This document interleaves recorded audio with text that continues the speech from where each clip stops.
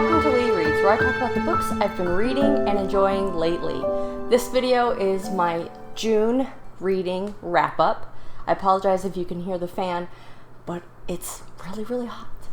In June, I read quite a mixture of genres. Let's start with the two horror-leaning books. The first is The Helm of Midnight. It has been on my TBR for a long time, and I put it on my R bingo card for the dreams prompt.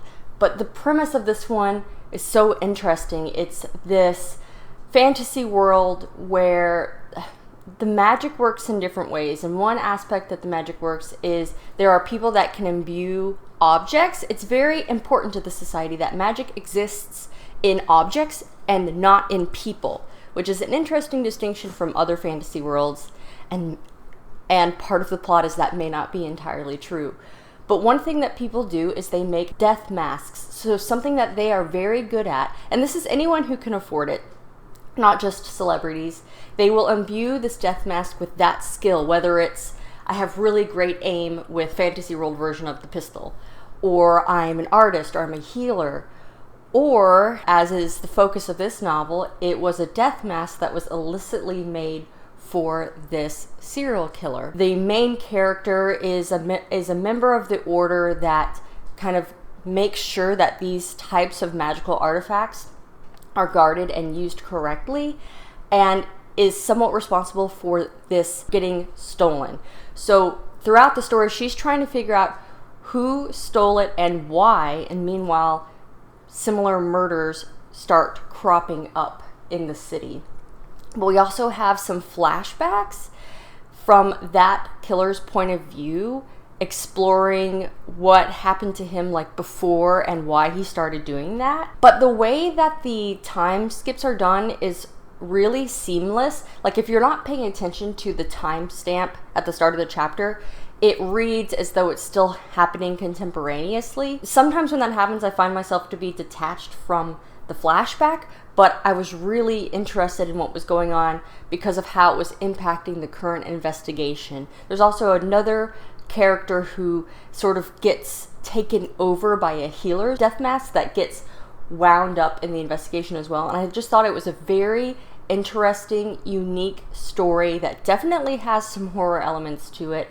And the next book just came out. The next is From Below, which is, I think, just a straight up contemporary horror that I used for my Our Fantasy bingo card Beneath the Sea prompt, because most of it takes place on this very technical deep dive, like 300 feet in the ocean, where the characters are exploring this historical wreck in order to make a documentary, except let's just say the supernatural elements to the story may not want them to leave. This one also has a flashback going through a crew member in like the 10 days leading up to the ship sinking, because no one really knows what happened, and it is very creepy. I would say that when you think about scuba and you're down really deep in the dark on limited air supply and it's cold, and then say your communications get cut out, that sort of thing is really scary.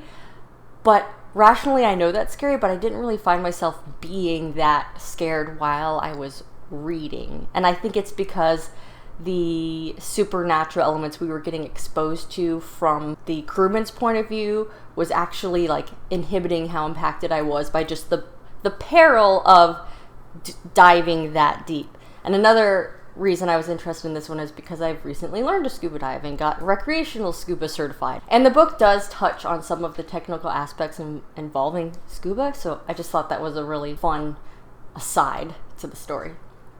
I would recommend it. It was interesting, but I don't think it's going to stay with me forever. Another book, I don't have it with me because I gave it to my dad for Father's Day, but if you saw my visiting the bookstore in the car edition, you saw that I picked up Eruption by Michael Crichton, or it was his idea, and it was written by a popular thriller writer. And it's a story about these seismologists on the Big Island who are studying the volcanoes there, and they know the big one is coming, but then things get really entangled up with the army and some mistakes that the army made in the past regarding some dangerous materials, and now the Eruption is threatening that, and everyone is freaking out.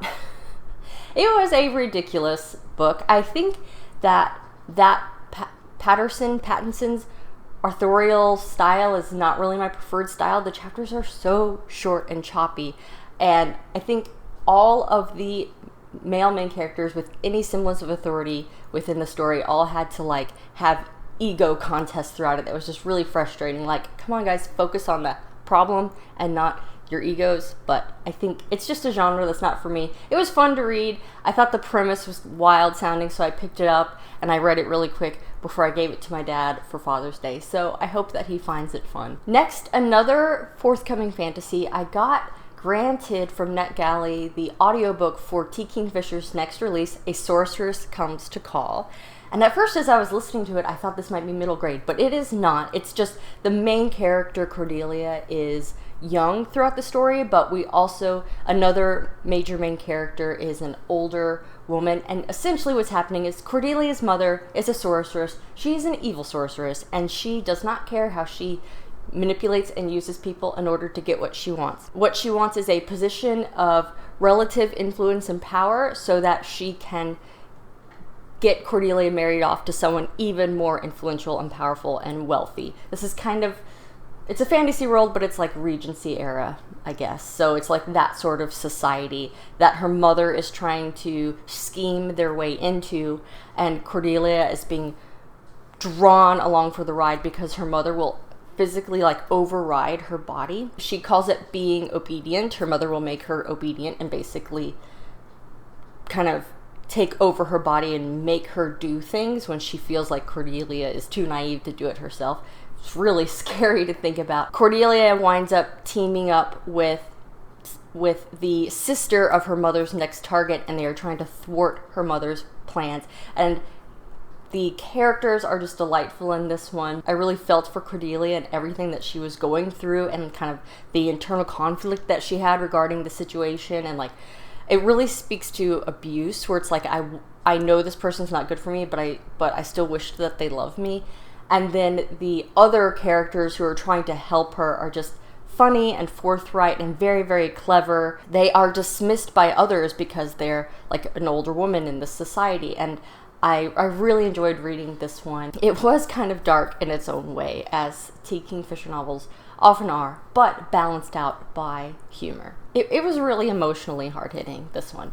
Then last, I was able to read Darkside. It's the fourth novel in his Planetside series. It's coming out in a couple of months. Continuing Carl Butler's adventures, but in a different way. The daughter of a missing person basically comes to him and is like, I know this is what you do. I need you to find my dad. And he's like, that's not exactly what I do, because of, you know, everything that's happened in the previous 3 books. However, he can't say no to this girl, and he and his team set out to figure out what happened, kind of fearing the worst. But what I thought was really nice about this book is it really brings up aspects of the last 3 entanglements, NDAs that he has with all these companies from all the shenanigans that happened before. And you really feel like Carl Butler has learned, has drawn on his past experiences, and is trying to not necessarily make the same mistakes that he has before. Meanwhile, it's still the characters that we enjoy. That is a fun addition to the series, and if I'm not mistaken, there might be another one coming. Short and sweet, those are the books I completed in June. There are some others I've been working on, an audiobook and an ebook, that I feel like I've been reading them for a long time, and I'm really enjoying them, but I guess they're just long, so I haven't finished them yet, that we'll talk about in the July wrap-up. Please let me know what your favorite thing was that you read this past month. Any fun summer plans? We're basically hunkering down because we're just under constant heat advisories, and also a hurricane's coming this way. That's fun. Thank you so much for watching. I hope that you enjoyed it, and as always, don't forget to support your